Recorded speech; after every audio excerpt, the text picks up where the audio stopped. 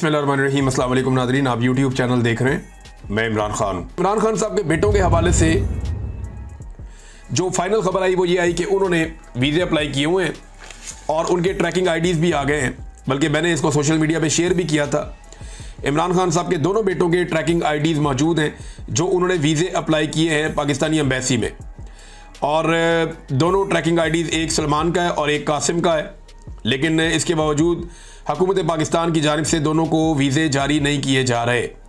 अब ये दोनों के ट्रैकिंग आईडीज़ यानी मैं आपको ये शो भी कर देता हूँ, ये आप देख लें अपनी स्क्रीन पे, और ये पाकिस्तान तहरीक इंसाफ ने भी मेरे ख्याल में अब बता दिया है। तो ये उनके दोनों बेटे वो पाकिस्तान आना चाहते हैं लेकिन उन्हें आने से रोका जा रहा है। वो हुकूमत जो उन्हें पहले चैलेंज करती थी अब उन्हें आने नहीं दे रही। नाज़रीन, जो अमेरिकन डॉक्टर्स की तंजीम है उन्होंने न्यूयॉर्क टाइम के अंदर एक इश्तिहार छापा इमरान खान साहब के हवाले से, ताकि अमेरिका में वो इम्पैक्ट क्रिएट कर सकें। तो इमरान खान की जो कैद है, जुल्म है, बर्बरियत है, उसके ऊपर आसिम मुनीर साहब के बारे में जो इमरान खान साहब का स्टेटमेंट है कि अगर मुझे जेल में कुछ हो गया तो फिर जिम्मेदार आसिम मुनीर साहब होंगे। फिर साथ में बताया गया कि इमरान खान साहब की 2 साल जेल कैसी रही, बिजली बंद की गई, तंगो तारीख जगह पर रखा गया, 6x8 का एक सेल है, किस तरह की वो ज़िंदगी गुजारते हैं, और 22 घंटे उन्हें बाहर रोशनी में खुला नहीं छोड़ा जाता, खुली हवा में उन्हें अंदर बंद किया जाता है, उनसे इंफॉर्मेशन ले ली जाती है, यानी उनसे ज़राए बंद कर दिए जाते हैं, अखबारात या टेलीविज़न ये बंद कर दिए जाते हैं। कई महीने उनकी फैमिली के साथ मुलाकात नहीं करवाई जाती, पार्टी की लीडरशिप से मुलाकात नहीं करवाई जा रही। तो ये सारा कुछ बताया जो कुछ इमरान खान साहब के साथ हो रहा है, और जो कुछ जिस तरह मनसूबा बनाया गया है, जिस तरह गैर कानूनी तरीके से उनके ऊपर केसेस चलाए गए हैं, और इमरान खान साहब इसके लिए किसको जिम्मेदार समझते हैं। तो वो स्टेटमेंट भी इमरान खान साहब का लगाया गया कि वो हाफिज सैयद आसिम मुनीर को जिम्मेदार समझते हैं इस सारी सूरत हाल के लिए। तो नाज़रीन, एक और ख़बर मैं आपके साथ शेयर करता हूँ, ये ज़रा आप देखें। ये हमारे दोस्त हैं ज़ईम लगारी साहब, ये गए जनाब लाहौर में नून लीग के जलसे में। इनको पहले ISI उठाकर दे गई थी ज़ईम लगारी साहब को, इसलिए कि इन्होंने मरियम नवाज के खिलाफ खबर दी थी, और ये अभी भी बाज नहीं आ रहे। ये चले गए जनाब नून लीग के जलसे में, और वहाँ जाके जलसागाह में बिल्कुल सामने स्टेज लगा हुआ है, नून लीग ने बड़ी तैयारियाँ की, बड़े स्पीकर लगाए, माइक लगाए, म्यूज़िक लगाया, बहुत लाइटिंग शाइटिंग की, बड़ा बंदोबस्त किया नून लीग ने। जनाब अगस्त का महीना शुरू हो गया, हम एक जलसा करेंगे, तगड़ा जलसा करेंगे। वो पता चला उधर बंदे ही नहीं आए, लोग आए ही नहीं। अब जिन लोगों ने आकर वहाँ तकरीर कर दी थी वो लोग गायब हो गए। उन्होंने कहा दफ़ा करो यार, ये कुछ जलसा है, यहाँ अगर हम खड़े हो गए और हमारी वीडियो बन गई तो हमारी तो बेइज्जती हो जाएगी कि अवाम है नहीं तो हम तकरीर किस बात की करें। तो नून लीग का जलसा गया बढ़, फारग हो गया। अब ज़ईम लगारी साहब ने देखा कि वहाँ पे जो कारकुन खड़े हैं, वहाँ कोई 30-40 लोग खड़े थे, पूरा जलसा बंदोबस्त बहुत पूरे जलसे का है, लेकिन 40-50 लोगों से ज़्यादा नजर नहीं आ रहे। कुछ इक्का दुक्का पुलिस वाले भी खड़े थे, सिक्योरिटी देने के लिए वहाँ पे आसपास फिर रहे थे। तो उन्होंने ना जो मकामी जो वहाँ पे लोग खड़े हुए थे उनसे जानना चाहा कि यार आपकी क़यादत किधर है, जलसागाह आप पहुँच गए हैं, जलसागाह बन गई है, सामने क़यादत मौजूद नहीं है, तकरीर कोई क्यों नहीं कर रहा, और ये क्या हो रहा है यहाँ पे। तो जिस बंदे के मुंह के आगे उन्होंने माइक किया, हर बंदे ने कहा जी कि हम तो इनका तमाशा देखने आए हैं। क्या मतलब, तुम किसके साथ हो? उन्होंने कहा जी हम इमरान खान के साथ हैं। यानी नून लीग के जलसे में जिन लोगों को बुलाया गया, जिन लोगों को लाया गया, वो सारे लोग भी जनाब किसके साथ हैं? इमरान खान के साथ हैं। और मुझे हैरत हो रही थी वो सारा सुन के कि आज नून लीग की ये दुर्गत बन गई है। देखिए PMLN की जो लीडरशिप है, नवाज शरीफ की फैमिली, उनको तो समझ नहीं आएगी। उन्होंने तो जो बात अब समझ ली है सियासत में, वो बूट पॉलिशी करेंगे अब हमेशा, और उन्हें अब मकबूलियत से गरज भी कोई नहीं है। उनकी तो लॉटरी लगी हुई है, जब तक लगी हुई है, और उन्होंने भाग जाना है सारा कुछ छोड़ छाड़ के। लेकिन जो असल मुस्लिम लीगी हैं, जो शुरू से मुस्लिम लीग के अंदर शामिल हैं, जिन्होंने मुस्लिम लीग के लिए कुर्बानियां दी हुई हैं, वो लोग या वो लीडर वो तो ये सोच सकते हैं ना कि ये क्या कर दिया हमारी पार्टी के साथ। आज एक जलसा करने की कैपेसिटी नहीं छोड़ी। ज़ाती ताल्लुकात की बुनियाद पे कोई बंदे बुला ले तो बुला ले, अदरवाइज नज़रिए के ऊपर PMLN का कारकुन बाहर निकलने के लिए कारकुन बचा ही नहीं, लोग है ही नहीं।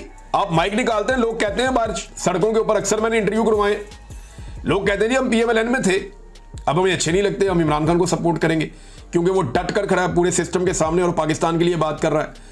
तो सूरत हाल जो है ना वो बड़ी मुख्तलिफ हो गई है। नाज़रीन, एक और ख़बर है, ये ख़बर मैं आपके साथ शेयर करता हूँ, और ये बड़ी अजीबोगरीब और अफसोसनाक खबर है। नादिर बलोच साहब ने यह खबर दी है, और ये सुनने के बाद मुझे तो बड़ी तकलीफ हुई है। यानी जो कैदी होता है ना, वो तो बेचारा मजबूर होता है ना, उसको जो आप देते हैं खाने के लिए वो खा लेता है, उसको आप जो पीने के लिए पानी देते हैं वो पी लेता है। उसके पास ऑप्शन कोई नहीं होती ना, वो आपकी कैद में है। आज़ाद तो नहीं है कि अपनी मर्जी से कोई चीज़ खा ले या अपनी मर्जी से कोई चीज़ पी ले। लिहाजा फैसलाबाद की डिस्ट्रिक्ट जेल का लर्ज़ाखेज़ इंकशाफ, ये नादिर बलोच साहब बता रहे हैं। 2000 से ज़ायद कैदियों को कई माह से मुर्दा मुर्गी का गोश्त खिलाया जाता रहा। ये मुर्दा मुर्गी जो होती है ना, ये बहुत सस्ती मिलती है, बहुत ही सस्ती मिलती है। मुझे ये इसलिए पता है कि मेरे कुछ दोस्त हैं, वो जानवर वगैरह पालते थे। ये कुछ लोग शेर पालते हैं, कुत्ते पालते हैं, इस तरह के लोग हैं। कुछ शौक होता है लोगों को जानवर पालने का, तो ये गोश्तखोर होते हैं जानवर। तो मुर्दा मुर्गी वो खरीद लेते थे और ख़रीद के उसको जो है क्रश करके उसका कीमा बना के उसके साथ जो वो शामिल करके बाकी चीज़ें जानवरों को खिलाते थे। ये नहीं किसी ने मगरमच्छ पाले तो मुर्दा मुर्गी उसको डाल दो। तो मुर्दा मुर्गी जो है वो अब जानवरों को तो लोग खिला देते थे, जानवर को तो पता भी नहीं है, तो बीस्ट है। लेकिन यहाँ पे 2000 से ज़ायद कैदियों को कई महीने से मुर्दा मुर्गी का गोश्त खिलाया जा रहा था। डीआईजी स्पेशल ब्रांच ने रिपोर्ट जारी की है। रोज़ाना 5.5 मन गोश्त में से 3 मन मुर्दा मुर्गी शामिल होती थी, सिर्फ पैसे बचाने के लिए, क्योंकि मुर्दा मुर्गी का गोश्त जो है वो बिल्कुल आपको 20% पे मिल जाता है। जो असल कीमत है उसका 20%, 25% इतने में या इससे भी कम में आपको मुर्दा मुर्गी का गोश्त मिल जाता है, वरना उसको सिर्फ फेंकना ही होता है। तो मुर्दा मुर्गी जो है वो नीले ड्रमों में जेल के अंदर स्मगल की जाती रही। Superintendent, deputy superintendent, assistant superintendent, store keeper और वार्डर और चिकन सप्लायर और इसके सब मुलाजिम मुलव्वस हैं। होम डिपार्टमेंट ने 30 जुलाई को सुपरिटेंडेंट और डिप्टी सुपरिटेंडेंट को मुअत्तल किया, लेकिन हैरानकुन तौर पर चंद घंटों में बहाल भी कर दिया गया। देखिए ना, फैसलाबाद में जुल्म करवाने होते हैं एस्टेब्लिशमेंट ने, तो एस्टेब्लिशमेंट ने इन लोगों से इतने गंदे काम करवाए हैं कि अब ये बदमाश बन गए। अब इनको आप इनके ओहदों से नहीं हटा सकते। आप हटाएंगे तो फिर आपको लग पता जाएगा कि इनके पास सारे के सारे राज हैं। अब ये सबसे ही ब्लैकमेल होंगे। बहरहाल इनको बहाल कर दिया गया। ताहाल किसी एहलकार या सप्लायर के खिलाफ कोई महकमाना या कानूनी कार्रवाई नहीं हुई। अंदाजा लगाएं, कानून सिर्फ किताबों में रह गए। नादिर बलोच साहब ने खबर दी है। नादिर बलोच साहब जो हैं वो अच्छे जर्नलिस्ट हैं, मैं पहले भी इनकी कुछ खबरें कोट करता रहा हूँ। तो इस खबर में सदाकत है, तो ये बड़ी खौफनाक खबर है और बड़ी तकलीफदेह खबर है। इसके ऊपर एक्शन होना चाहिए, लेकिन पता नहीं कब होगा। अभी इस वक्त जो इतलात आ रही है उनके मुताबिक मुकम्मल तौर पे शुमाली वज़ीरिस्तान में कर्फ्यू नाफिज कर दिया गया है और सख्त इकदाम किए जा रहे हैं। तो ये एक तरफ वो कहते हैं जी हम ऑपरेशन नहीं होने देंगे, दूसरी तरफ ऑपरेशन के लिए तमाम तर सहूलतकारी जो है वो गंडापुर सरकार फराहम भी कर रही है। 77 साल लगाकर पाकिस्तान में मुश्किल से चंद इदारे खड़े हुए थे जहां बार बार मार्शल लॉ लगते रहे, जिसने इस अमल को दुश्वार बनाया, मगर फिर भी इदारे मौजूद थे। लेकिन आसिम मुनीर के मार्शल लॉ ने सिर्फ अपने इक़्तिदार की तवालत के लिए इन इदारों को भी एक एक करके तबाह कर दिया है। सबसे पहले इंतखाबी फ्रॉड करके अवाम का वोट चोरी किया गया और चोरों को मुल्क पर मुसल्लत करके जमहूरियत का खात्मा किया गया। फिर मीडिया का गला घोंट दिया गया, मुल्क में बदतरीन सेंसरशिप लगाई गई और अब अदलिया को 26वीं आईनी तरमीम करके एक सरकारी इदारा बना दिया गया है। ऊपर से लिखी लिखाई सजाएं जजेस के हाथ में थमा दी जाती हैं। जज खुद उसका एतराफ़ करते हैं कि हमारे हाथ में कुछ नहीं है, जो हमें थमा दिया जाता है हम इसी पर साइन करके दे देते हैं। इस वक्त मुल्क में अदलिया मुकम्मल मफलूज है। यहां कैंगरू कोर्ट्स चल रही हैं जो हर तरह से कानून की धज्जियां बखेर रही हैं। इन अदालतों से इंसाफ की कोई तवक्को नहीं है। ये अदालतें कानून की नहीं, सिर्फ आसिम लॉ की पैरवी करती हैं। इसी के मुताबिक सब ट्रायल चलेंगे और सजाएं होंगी। ये सब ट्रायल ऑन रिकॉर्ड हैं।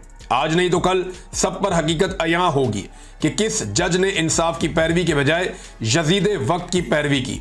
रावलपिंडी, लाहौर, सरगोदा और फैसलाबाद की अदालतों के जरिए हमारे पार्टी रहनुमाओं, मेंबरान असेंबली और कारकुनों को झूठे केसेस में सजाएं दिलवाकर हमारी तहरीक का रास्ता रोकने की एक और नाकाम कोशिश की गई है। हक परस्ती की पादाश में सजाओं की हकदार ठहरने वाली पार्टी लीडरशिप और कारकुनान को खुसूसी खराज तहसीन पेश करता हूं। तक इतने, अपना ख्याल रखिएगा, अपने चैनल का भी। अल्लाह हाफ़िज़।